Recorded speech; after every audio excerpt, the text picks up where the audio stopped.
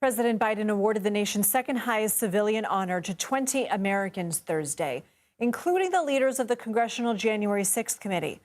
Biden bestowed the Presidential Citizens Medal to Democratic Congressman Bennie Thompson and former Republican Congresswoman Liz Cheney. The award is meant to highlight Americans who perform exemplary deeds of service to the country. Biden praised the honorees at a White House ceremony.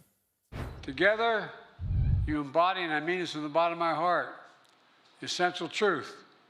We're a great nation. We're a great nation because we're a good people.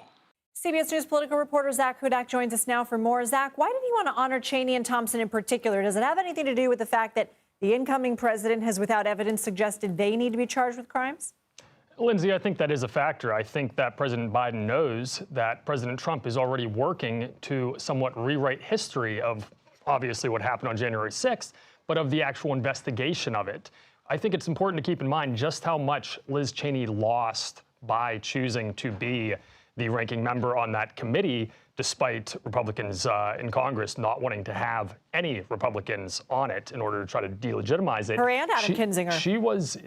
She was the number 3 ranking House GOP member before that happened. The next election cycle, she lost her seat. So she went from being the 3rd most powerful Republican in the House to having no job in politics. So what Biden did by doing that is he enshrines her a little bit in history. He gets to have his last word, at least before Donald Trump comes in and soils her reputation again. She will always have this medal. It's something that Donald Trump cannot take away from her or from Bennie Thompson.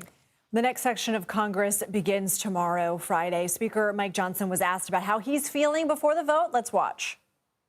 Will you have the meetings are going well, and I think tomorrow's going to go smoothly. Why are there still undecideds? People are talking through process changes they want and those kinds of things, and I'm open to that.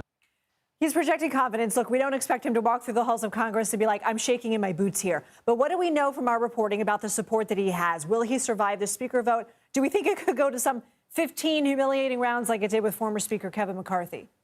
Lindsay, he has support from the most important person to have it from, and that is President-elect Donald Trump. However, the margins are so narrow in the House right now that Johnson can only afford to lose one Republican from his caucus. We already know one of them is going to vote against him. Tom Massey has said repeatedly that he will oppose Johnson.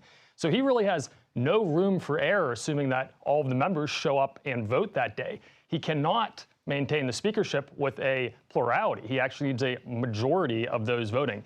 I always say that Speaker of the House is usually the most difficult job in Washington, but it's quickly become the most difficult job to keep in Washington. I think the one thing we know nearly for certain is that it will not be an easy day for Mike Johnson. Even if he is able to maintain his speakership, it's going to be a long, drawn-out day where he is negotiating with and probably fighting with, largely behind closed doors, members of his own caucus in the House. All right, Zak Hudak, thank you.